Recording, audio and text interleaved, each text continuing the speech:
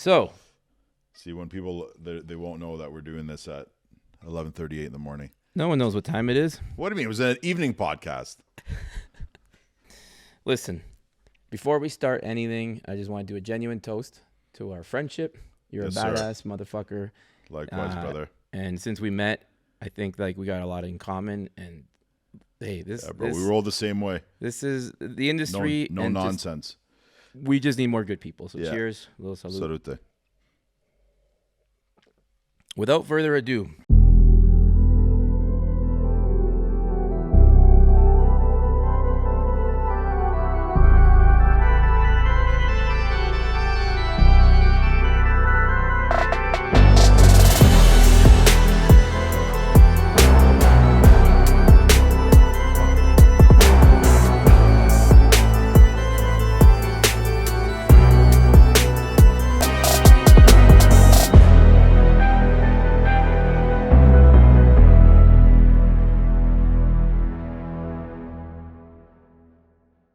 welcome to our fourth episode. Real talk with Rene, and I got a crazy ass guest, good friend of mine, Abdellah Majd. I like that, man. This boy, he is a powerhouse in the real estate industry. He has a bunch of wealth, knowledge, and more importantly, jokes. And this guy is gonna light it up with the truth. And this podcast is all about having fun, being real. We do this for the people. We don't sugarcoat a lot of things, but we just want to be as real as possible. So today, I got a good agenda over here. I want to start this episode with what Abdellah really brings to the table. Like, you're going to tell us a little bit about like how many years you've been in the industry, why you got into real estate. Like it's the same old thing that every podcast has, and I think that everybody needs to know. Like, why is Abdellah here? Abdellah, the floor is yours, man. Tell us a little bit about what got you into real estate and how many offices you run at REVEL. Yes. Well, first and foremost, bro, thank you for having me. Yes, sir. Yeah, it's been a pleasure to get to know you since we took on this crazy role with REVEL. But it's been a ride. But the Burlington-Hamilton connections worked out great. So look forward to many good years side by side. Okay, a little bit about me. So I'm in my 9th year in the industry.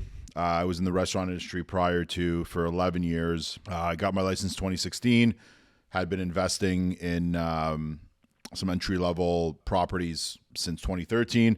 So kind of a easy segue there. It was a family venture and just kind of grew from there. So I did it part-time. So 2016, 2017, I worked at the keg as a server, bring my computer. I was doing deals at work, and Nice.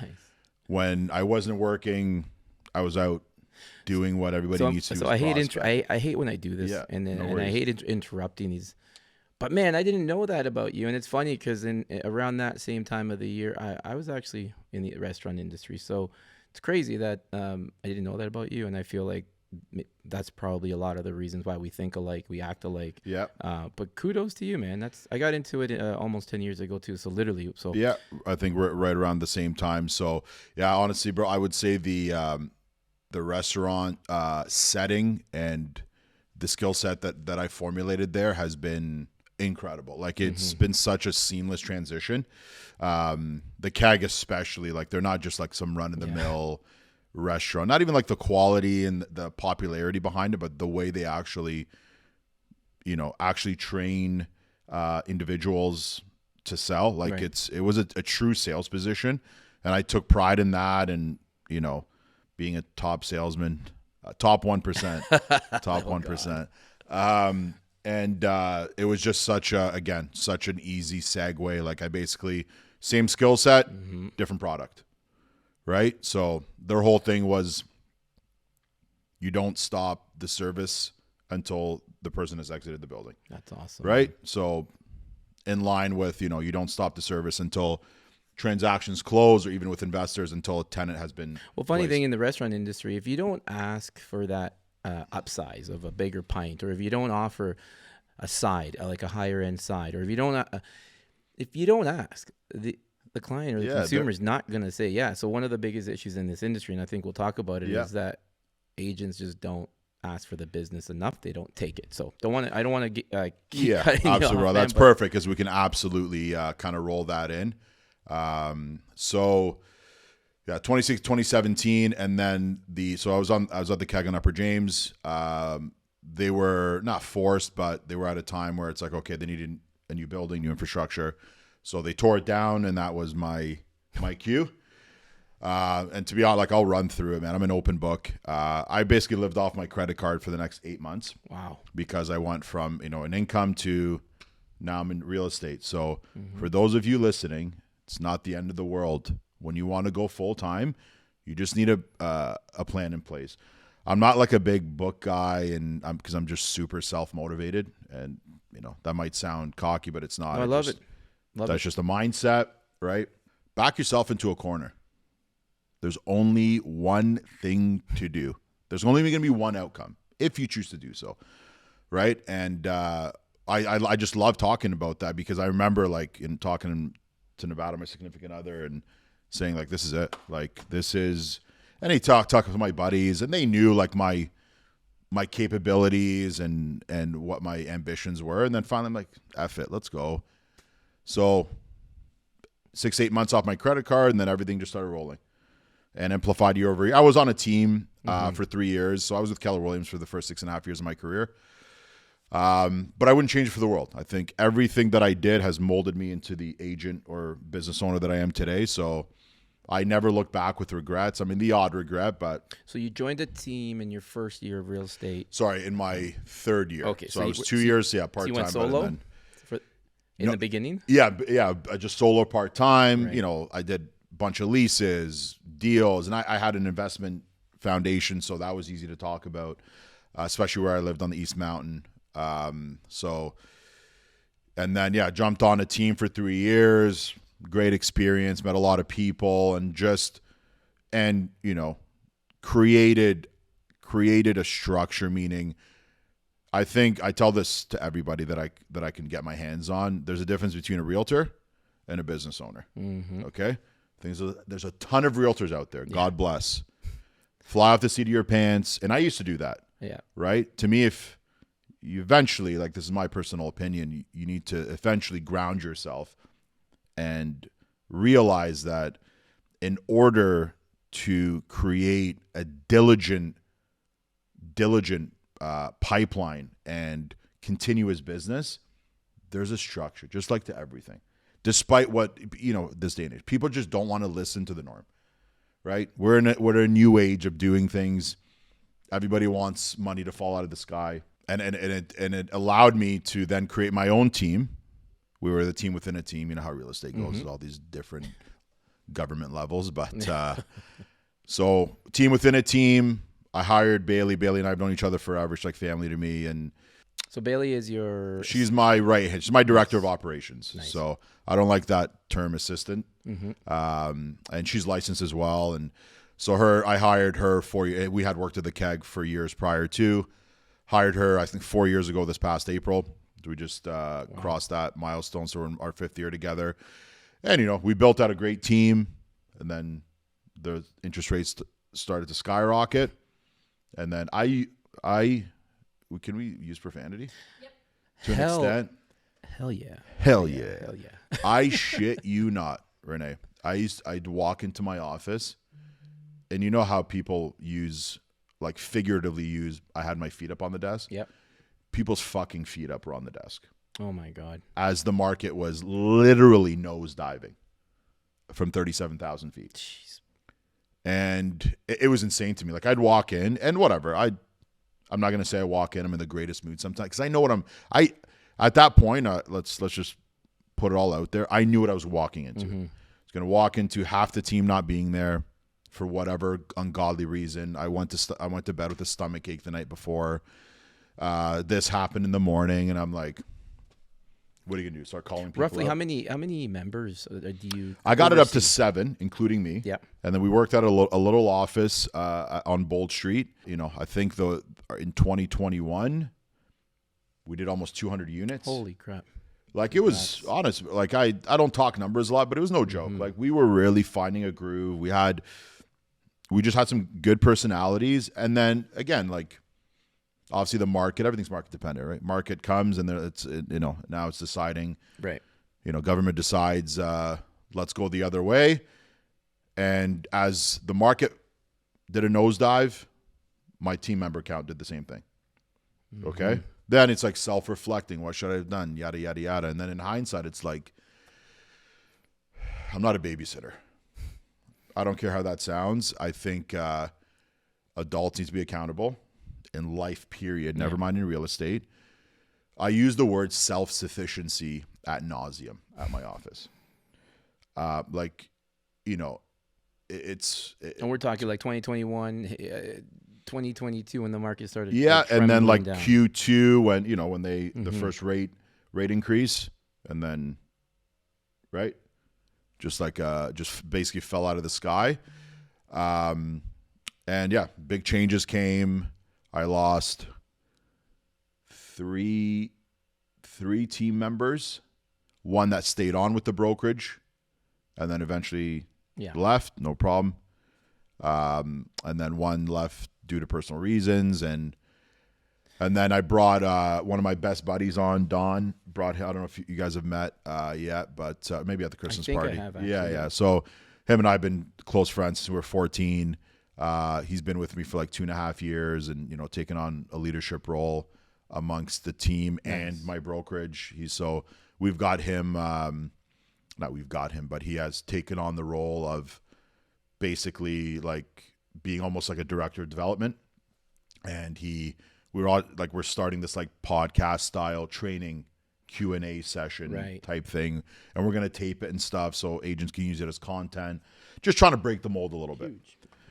Right? So, but yeah, to go back a little bit. So yeah, March 2022, I caught wind of REVEL wanting to come to Hamilton, I think summer of 2021. Mm-hmm. I was out to dinner with Danny Migways from REVEL Barry here and her husband Dan, who are good friends of mine. Yep. One thing led to another, and then by March, signed on the dotted line.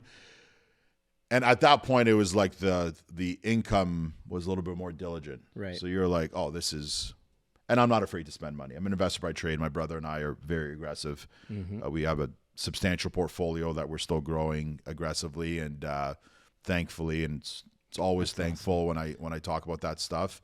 Never take anything for granted. So yeah, March 2022, took on Hamilton Central down on John Street. We have, so I brought my whole team over. Mm-hmm. So we were 7 of us there. And then, I've been in Hamilton 30 years.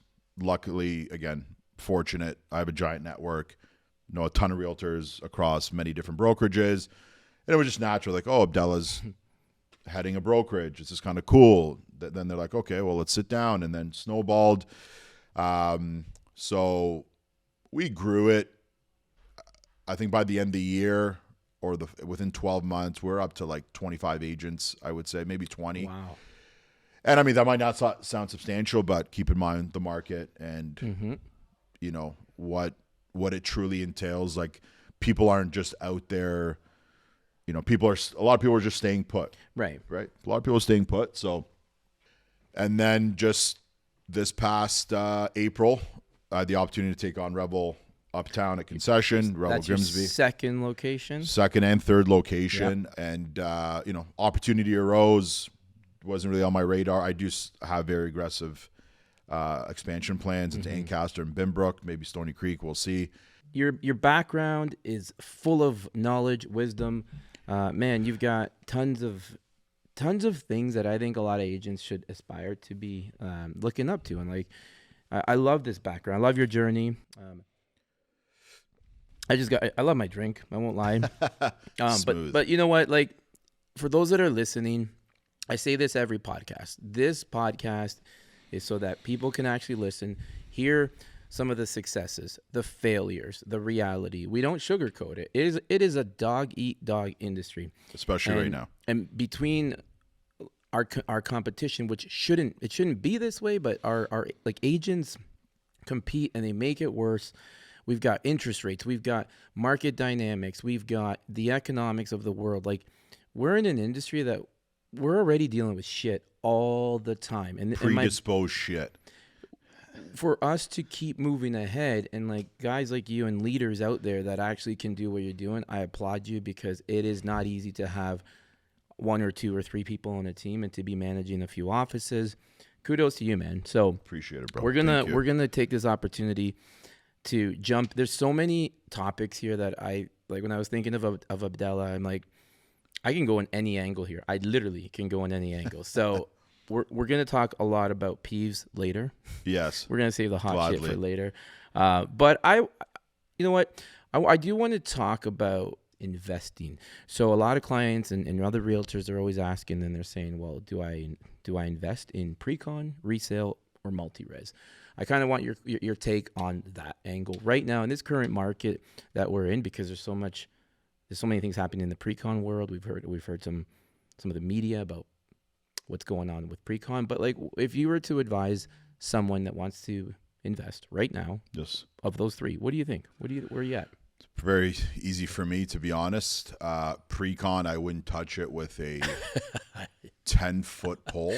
I seen that coming. Unless there's like some obscure opportunity with your buddy's dad who builds homes and giving you a deal, and you know it's going to be with $250,000 on the resale. Yeah. My brother and I bought, I don't know, 6 or 7 pre-cons when money was just being rifled out of those banks. Yep. One we made a great return on. We have another one that's our last one's closing soon in Brantford, which will make a decent buck on. The rest of them have been absolute and utter nightmares. So I just don't see a world where, unless you have far too much disposable income, Right. This is how I lay it out. One of the first questions I ask any investor is, how much capital do you have? How much capital do you have access to?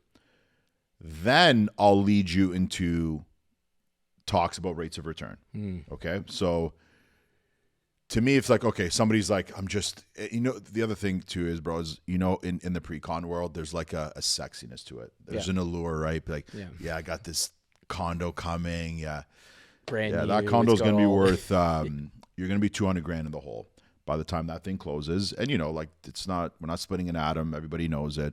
A lot of builders have taken a step back, right? We know a few builders in Hamilton personally. They're just like, right? So again, it's very situation dependent. Like if somebody sat down and be like, maybe it's a primary residence and I need to build up my credit, build up my down payment. There's a very liberal deposit structure, right? There might be the odd time. I would say I would be more directed towards a primary residence. Yeah. Right. In this particular market.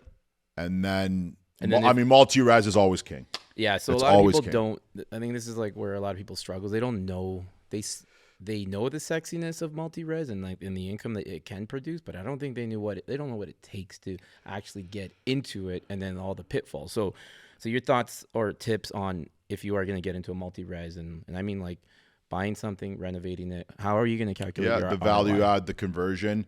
So speaking to Hamilton specifically, and I talk about this stuff ad nauseum on the YouTube channel that I contribute to, and to everybody that I have a chance to speak with. It's in Hamilton, they've made it almost too easy. Okay. So I'll give you an example. 5-6 years ago, when you went to convert a single family home to a duplex, right? But they were making you jump through hoops, and then it was nuts. It was nuts. It was like you were asking for an organ. Jeez. Right? Like it was crazy. Never mind single family to 3 or single family to 4, right? You were completely dependent on commercial zoning back then. Now, they've rezoned, 100,000+ parcels by now to R1, R1A, which allows up to four legal units on a residential lot. Yep. That doesn't mean that every residential lot qualifies for it, because, there's, fire lane access, there's parking requirements, setback requirements. So there's still a lot to define. But now it's like you can buy something and I don't need to requalify for a mortgage. Whereas before you're like, okay, I bought it, I've gone a legal duplex because that's all that parcel's allowing me to do. Right. Now that same parcel, I can go 1 unit, 2 unit, third unit, garage suite in the back possibly. Obviously, there's a lot of planning, right? I know, having doing this for 11 years, and when I have these conversations with people, I'm directing them to something that they can truly intensify with. The beauty of it, now you're just dealing with refinances. You're not dealing with new mortgages and having to requalify from scratch. To me, that's the make or break, right? And there's a pattern to it, right? You convert one, you refinance, and you just refi and dump, right? And dump it back in until you've stabilized at its highest and best use, right? We all know. We don't need to beat a dead horse. Mortgage rates are a nightmare. We get it. Like, that's just short-term pain, long-term gain, right? Like, so I think that's a big point. That's a huge takeaway. If you are getting into that sort of investment, you don't expect it to be quick overnight. Especially like a multi-res. That's something that you got to keep over multiple considerable amount of time, right? And your position now too, like we know, and let's all pray June 5th. There's some sort of they're coming. Yeah, I think I'm optimistic, but I mean, whatever. We'll see what June 5th brings, but we know. Like I talk to a lot of people. And a lot of people approach like, "Hey, I want to sell this." I'm like, "Let's just relax for a sec." I'm not the type of like realtor that's. I'm legit here to help you build a portfolio because I preach. Like what I preach, I execute on, right? Like I've seen how it's transformed the access to capital and wealth. Like we don't touch any of it now because it's continuously recycled into different ventures. And now we're like, we've entered the commercial space in the last 2-3 years. And that's been we need an hour-long podcast just for that. Yeah. But I'm transitioning into those conversations where, right, I know it's planning, just simple planning. I said this at the head coaches summit, and I don't know, John was laughing at me. Unsolicited advice. Right. I'm going to give it to you whether you like it or not, okay? Because there's a track record. Like, I've started to, like, not puff my chest out, but, like, I've always tried to, like, kind of be mellow. Like, I'm not big on social media aside from, posting. I take pride in, like, reposting my agents. Sure. Right? That brings me great joy. But, I try to, like, keep this, like, level head.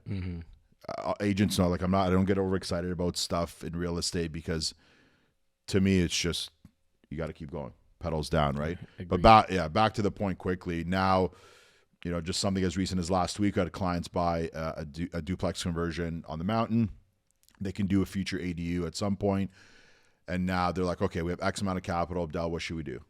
And then my mortgage broker partner, he does, he's in the commercial space with me as a partnership and in partnership through ownership.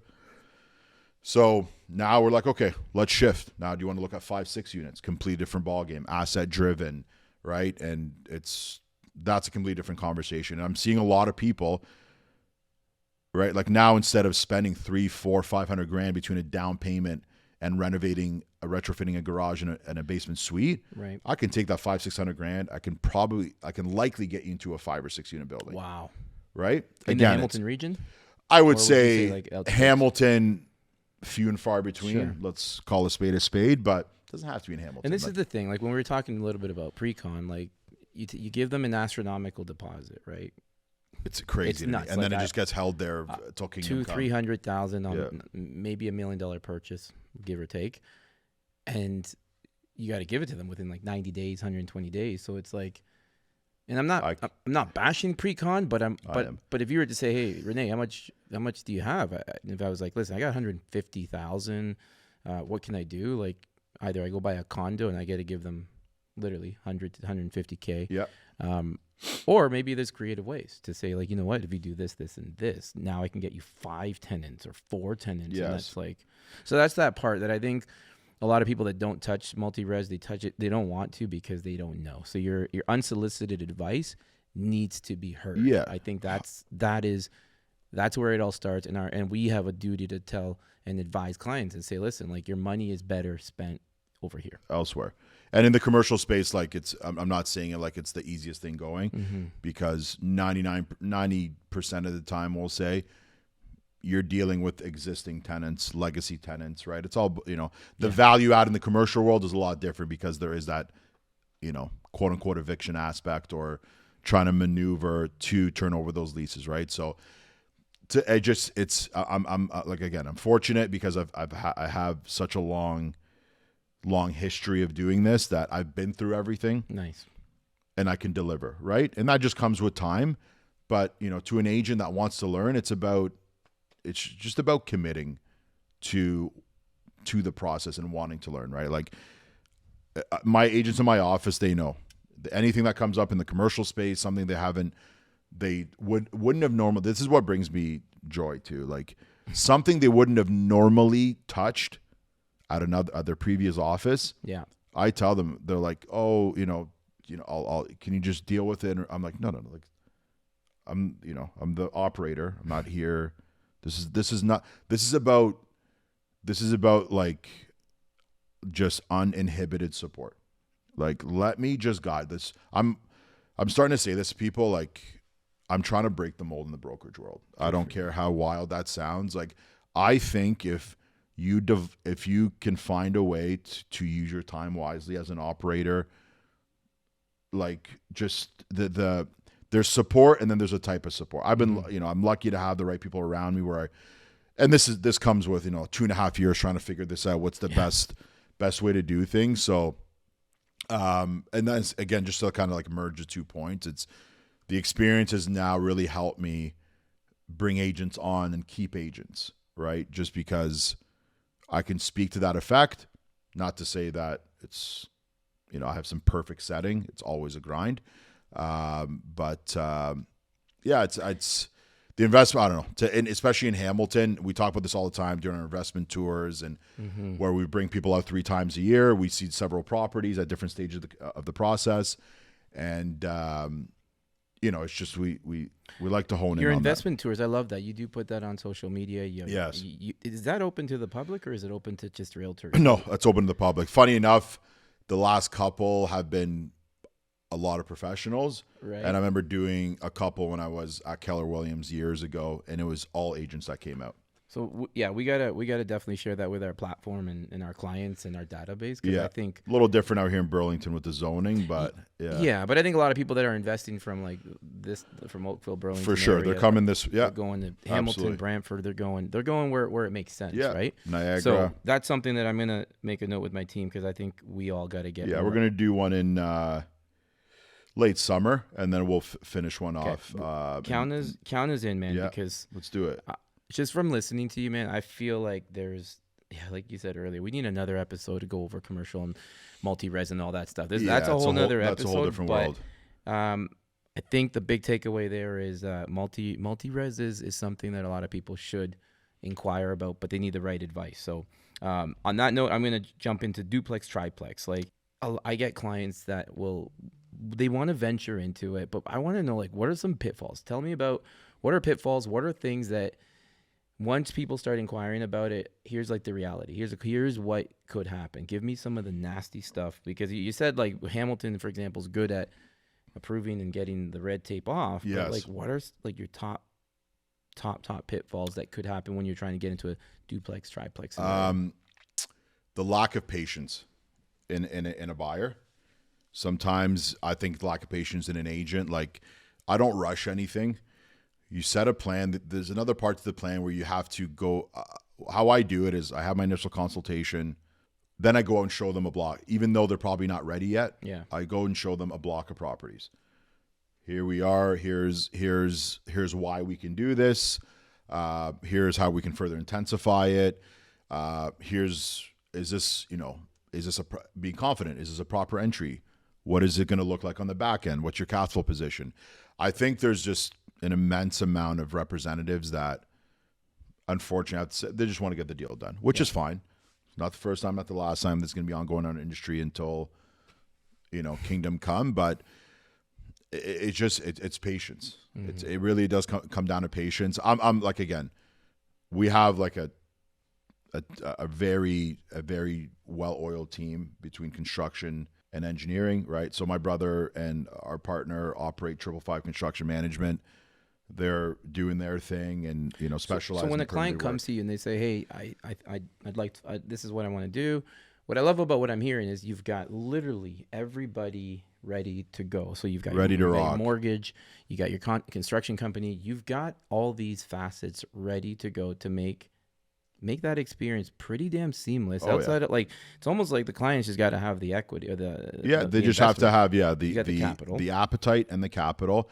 And when I talk about like the way our team is built, there's one giant difference between how we do it, how other people do it, is everybody in our group knows each other very well, and we invest with each other. We've committed to each other. Like, I'm not trying to make it sound like it's some fairy tale and we're doing anything crazy. I've seen these, these Fortune 500 wannabe conglomerates come together, and house of cards, right? Let's put it out there. If this is real talk, that's real talk, right? The way we approach things, like, it's easy. I got family-owned construction business, engineering, long-standing relationship, mortgage, long-standing relationship, even in the insurance world. So again, it's nothing special we've done. We've just been fortunate to be like, hey, this is the squad. We're going to bring this together. No. You don't listen. We're looking at our phones. Yeah, we fucking are looking at our phones. Okay, guys. Like, my ass. That's my bad, ass guys. Has been vibrating all day. Me too. And this is so annoying. Hey, it's real estate. If your ass is not vibrating, get out of the industry, man. Something's wrong. Right? So and you know what? Here we go. Peeves. Fuck. Yeah. Right? Here's some, like, when I think of peeves in our real estate industry, and we talk about this a lot, and I don't think a lot of other agents talk about it enough, but we all have issues, and we've got peeves with just things that go on. Like I was saying earlier, like, a lot of agents make the market worse. They don't give proper advice. So on your whole segment about, giving that advice, like, it's funny because a lot of agents don't give proper advice. They don't do proper marketing. They take photos with their freaking phone in the washroom, and you see a hand. I think those are unreal. Like, I take screenshots of those and I repost it on their social media. Yeah. And then I go show that listing, and I'm like, oh man, I hope they don't see my social media. Yeah. But there's so many things that, like, happen. I'm curious to get a couple of your peeves. I have a list here of 5, but just tell me a couple things that just make your day a lot harder about our industry, and even making it harder for our clients, because end of the day, that's how we work our business, is our clients. And yeah, tell me a few things that you just see on a daily that you just wish could get better. Happy to jump in on this for sure. And I always try to give, like, a constructive angle to things. In our industry, it's the path of least resistance across the board. Right. How can I get it done the easiest way possible, despite knowing that the process I'm taking isn't proper? It drives me absolutely and utterly insane. Especially when and this is across the board. This is with, experiences with, my past team, or dealing with agents on the other side of a transaction, right? Yeah. And they just refuse to acknowledge or address something that is very important, but they refuse to acknowledge it. It's just sad, because some of it you can't really blame humans for it, but it's what society has. Like, I'm not trying to sound all philosophical here, but that's it. Like, the social medias of the world, right? And I see it firsthand. Mm-hmm. And I have this thing in me where, like, I just want to help. Like, I just want to help people see the light. Like, this is not, unless you do, like, social media, if you're doing it at a super high level, it's just like with anything. Yeah. Anything you do at a super high level and you refuse to take no for an answer, it's impossible not to get to where you need to be, right? A lot of people used to tell me in the past, I want to be the social media. I'm like, no problem. If that's what you want to do, you can do it you can do it elsewhere, right? Because I'm on, like, I don't think to be wildly successful in this business, I think you need to do a bit of everything. A little bit of calling, a little bit of knocking, a little bit of social media, a little, open houses, I think, at a high level, because to me, it's insane that, people don't they refuse to take advantage of it. Don't get me started on open houses right now, man. I like a lot of the agents that got into the industry in the last few years, especially like during COVID and post-COVID, they don't know the wealth that's out there at an open house. And like what they fail to understand is people are interviewing us. Agents are like, oh, well, I don't know what to do. And it's like, we got open houses. Like, go and meet people. Like, challenge yourself. Get creative. Go door knock and talk to like 20 neighbors and be like, hey, I'm hosting an open house. We hear of agents a lot of times saying, I don't know how to execute an open house. It blows my mind that there's in this industry, there's no common sense. There is literally no common sense. There is, I want leads. I want business. I want what you have. I want your watch. I want your shoes. I want your car. But they don't put a goddamn piece of effort in there, man. That's my beef. And it stems with open houses. It stems with the lack of agents getting out there and just hustling. I think that's just an issue. I think social media has been a big issue. I think people think, hey, I'm going to take selfies and I'm going to do this and I'm going to be Netflix famous all of a sudden, right? Like it's so. Yeah, like I created this term, marketitis. I don't know if you remember my last podcast. I do. And marketitis is a huge thing. I've seen it with agents that have a team of 50. I've seen it with new agents, but marketitis is a big thing in our industry. And it's when agents are not pricing homes properly. They're just playing with price. They either go 200,000-300,000 over just to get a listing. Right? How many times are we in competition trying to get a listing? Just went through it this morning. We do an honest assessment of what's going on, and then we hear from the client, well, I just had another agent told me it's worth X, and I'm like, that other agent is seeing what I'm seeing. We have the same data. So we lose listings once in a blue moon to these massive teams because of their name. And then we see like weeks later, they're dropping price like 2, 3, 4, 500,000. Dude, there was an agent who was off $1 million on a like in Burlington. Like they came in. What kind of spread is that if you're off by $1 million? And it wasn't a $5 or $10 or $20 million listing. It was about, I would call it a $2 million listing or 2.2. And they started at a ridiculous price, and it was about $1 million price drop. That's insanity.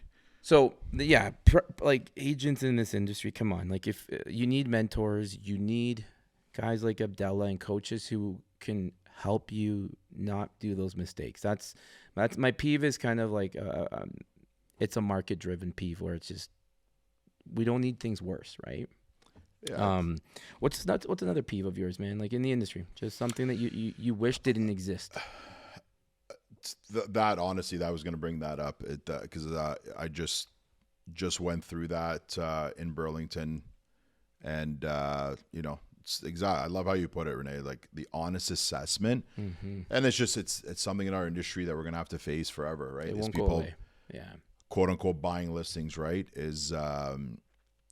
I come from a world where it's like I'd rather okay, you might get the odd lead, but I just rather not be a part of it. Yeah. I think from a professional and integrity standpoint, I'd rather not be a part of it. Hey, look, to each their own.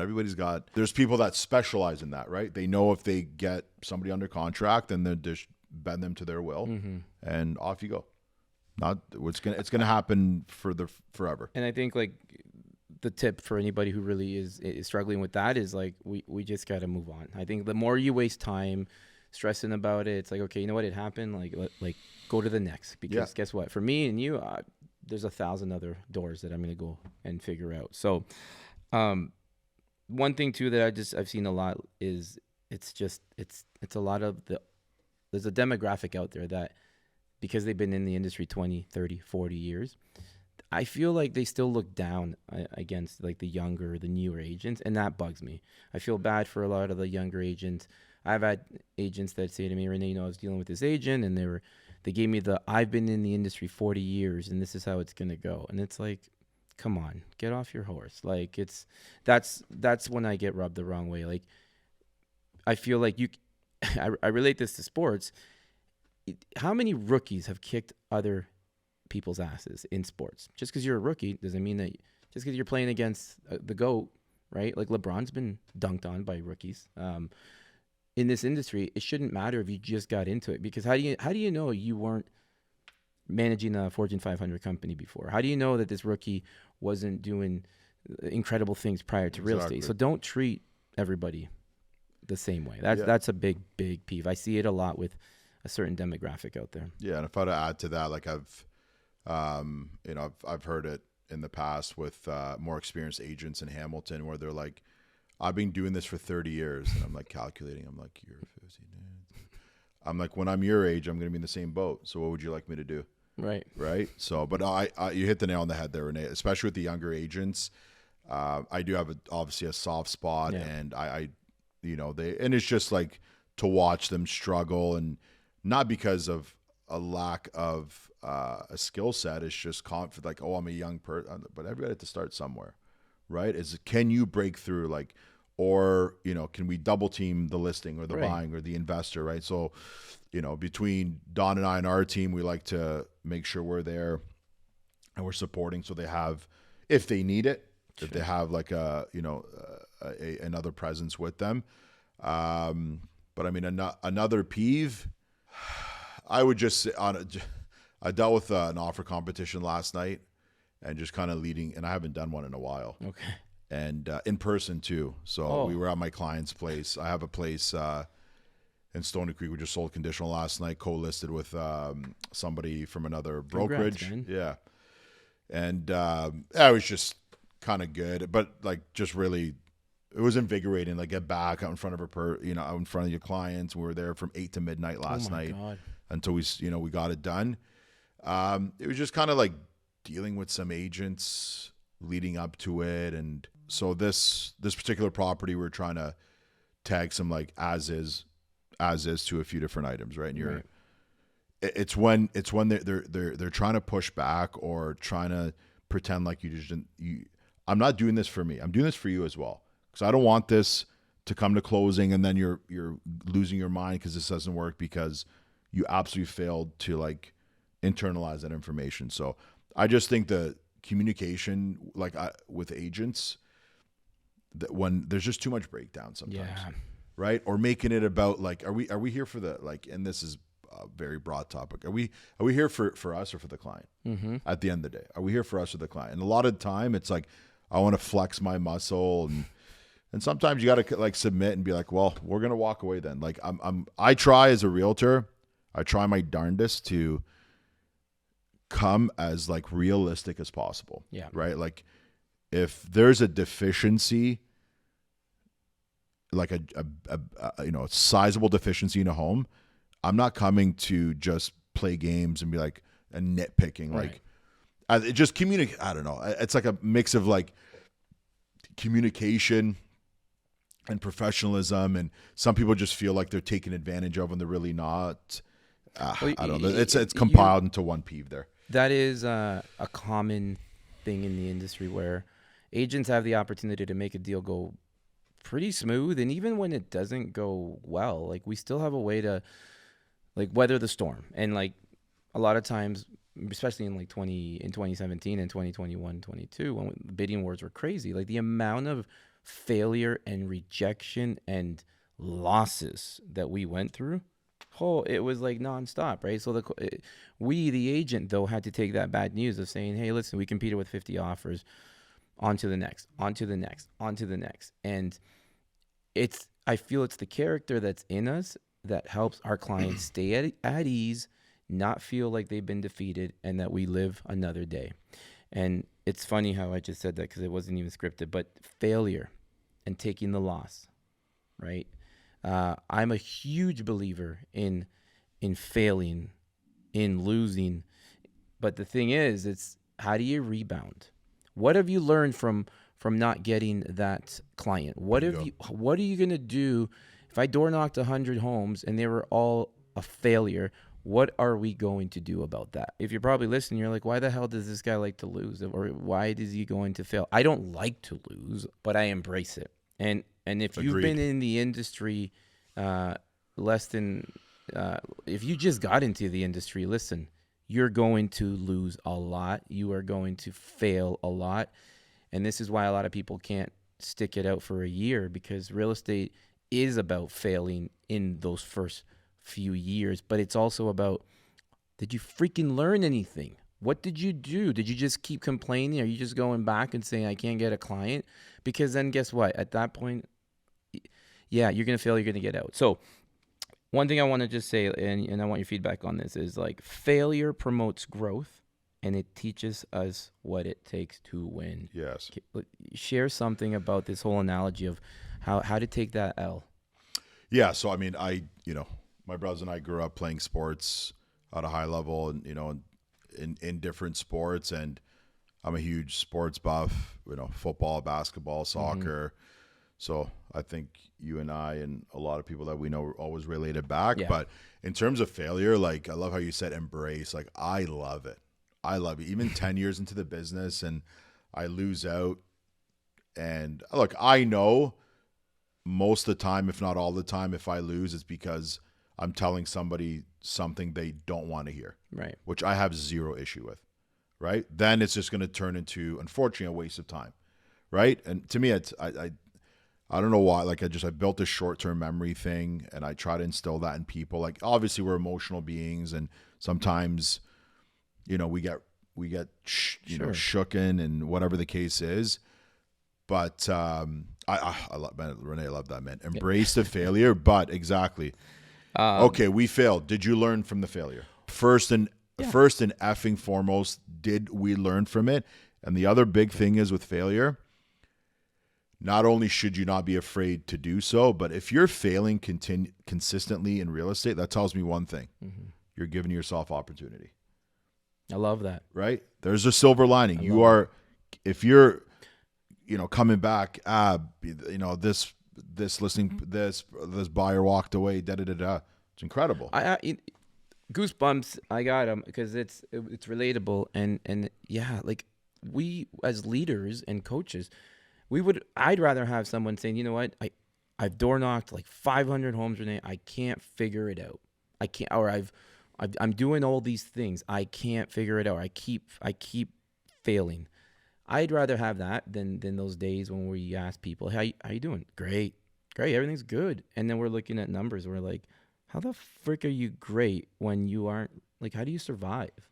Right. So I think what the whole point of failing and like taking the L is that it's not over. And like, sports has been a big part of our lives, to just know that, like, you don't stop till that whistle's blown. You don't, and even after, like, okay, you lose, you go back to the drawing board.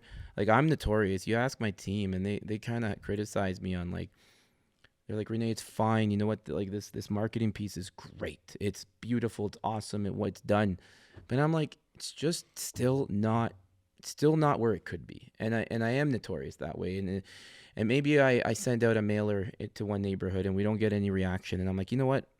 I'm not happy with that. I'm going to go physically to the trenches and I'm going to try and see, why the hell are we not getting any response? So for me, like, when I'm not getting that positive vibe, I need to go in and try to create something. So taking the L, it's a part of life, man. Yep. And one thing I'm going to just say about taking the L, like, I think a lot of people in the industry, they feel like they're going to just coast. They're going to play it safe because they don't want that potential rejection. So what's your thoughts on, like, for those people who are, like, on the fence, or they're very, like, conservative because they're afraid, they're really afraid of rejection?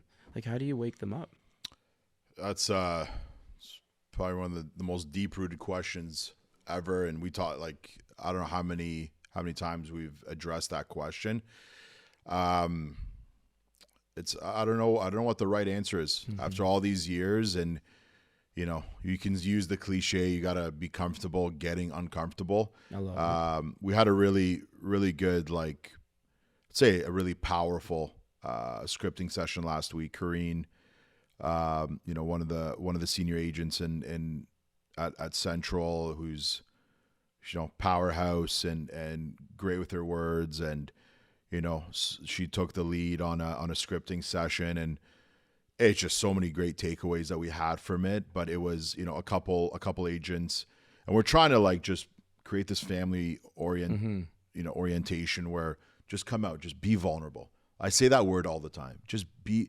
It's like, if you break down that wall, it's going to lead to positivity. It's I don't know. I don't know if there's a perfect way to answer that. But it's just about highlighting the fact that, look, when you go to speak to somebody, the only way you're going to get over that hump is attacking it. Like, we talk about proactive and reactive. I talk about that all the time, whether it's in my business, in life, and chain reactions. Right. I think I'm really starting to look at life a little bit differently the last couple of years and intertwined with my business. I don't know, like they're proverbial pushes. And at the end of the day, it comes down to that person as well. And I think, comes down to that person as well. You gotta just let people know in this industry and in life, like, and I say this to my kids too, like you're gonna fail. Like, you gotta it's inevitable. It is inevitable, and you just gotta say it's okay. Like, I say to my kids all the time, and when I coach sports, I'm like, there's always gonna be someone bigger, faster, stronger, smarter. Just don't get caught up in like being behind. Like, you gotta just know that life is it's all about goals and like setting reasonable goals. I think that's how you motivate people to just say, like, you know what, like, hey, I achieved this today. Maybe it was a health and personal goal, but keeping them motivated is a huge way to kind of know that this fear of losing is not the end of the world. Yeah. So, so that's like, I mean, I could go on about failure, but you and I are not failing, and when we do, we figure it out. So, like, hey, it is what it is, man. We don't want to fail, but it's a reality, and hey. So, Abdellah, like, one of the things that I see a lot, and I think you see it, and the media makes things always like a lot crazier. My beef is not so much what the media is putting out there, but a lot of realtors will just immediately take that negative news, throw it on their social, and it's like, hey, the media is right. The world is ending. It's doom and gloom. Like, what's your take on that? Do you see it often on your end too? See it all the time. People, like, they'll text me out of the blue. Oh, I just saw this. And at the end of the day, look, we have a history we can go off of. We watch it on a daily basis. You know, to me, my biggest thing with when people want to talk about headlines, because it's easy to talk about. Right. It just comes down to the path of least resistance. Like, let me like rope that statement back in. It's because it's easy to talk about. It's distracting. People love being distracted in our industry. Right? They want to hyper focus on everything that doesn't produce an income. To me, it's absolute insanity when, like, an opportunity might be staring you in the face. And I say this super generically, when opportunity might be staring you in the face and you're just going to just take a right or a left, like, no, I'd rather go deal with this. But back to like the headlines, and, you know, again, we brokerage meetings, we involve it in the slide deck every so often. And it's more so to talk about it and really diffuse it when clients will reach out to us, right? When you have a really good relationship with your client, they look, you know, we wear many hats, right? You're the therapist, you're the money manager, you're everything to them, right? So people, I'm like this late, like this far into my career, I'm very blunt and be like, just pretend that headline doesn't happen, right? I can tell you what's going on directly. They're telling you from this level, but what is it actually? What is it affecting at the grassroots level, like at the street level? And I love you use this analogy a lot, right? Being in the trenches. And I've used that analogy, like, I say a lot of times, like, it doesn't matter what's happening. Who cares what's happening in let's just talk about maybe Manitoba, Calgary, out of province. Like, yeah, a lot of people are going out there because prices are better. But when clients are starting to like get a little panic because of the news, I'm like, listen, like, at the end of the day, here's what's happened in your neighborhood, right? Here's your neighborhood. Here's what's happened in the last week, month, 6 months, year. We're trending up. Like, I tell a lot of clients, like home. Just, I don't know if you know, you should. I think you have an idea, but like 5 to 7% appreciation has been pretty normal. I know in our market in Oakville, Burlington, historically, like if you look at 20 years. So when I break it down and I'm like, listen, the media says it's doom and gloom, but look at what's happened in your pocket in the last year. Like centrically. 100%. Right? You hyper-analyze that particular market and you're like, this is what's really happening. I'm there every day. I am out there. The media will talk generally, and that's like it's funny because we do wear a lot of hats, and I'm always trying to just say it's all good. Like it's if I mean I'll say if it's not good, I'll be honest. I'll say once we start hitting only like 1, 2, 3% appreciation, that's not great. Like historically, it's 5 to 7. We want to be around there, and guess what? We are there. So that's how I always put a spin on like, the negative news. Couldn't agree more. It's again just redirect him to boots on the ground. And like, to me, why care about this super macro headline? Like, are you like, I don't get it. Are you investing in Vancouver and there's this, vacant tax, and they're like, oh, is like, why are we even talking? Half the time it has nothing to do with the plan in place. Like, we want to buy a triplex in Hamilton. What are we talking about?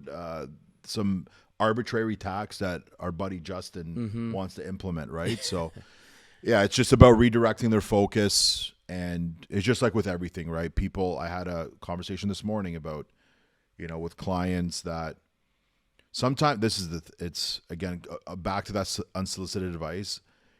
People just want to be reactive. Me, especially 10 years into my career, I want to be profoundly proactive. Love it. If I have shown time and time again, or our team has shown time and time again, that we help people make the best decision, even though it might not seem like it's the best decision from the onset. Like, just be obviously, you got to be confident when you're saying, and you need to, do your homework and have the position properly. But everybody's just this lack of confidence, and I get it, right? People don't want to say the wrong thing because they're like, I don't know where these rates are going, and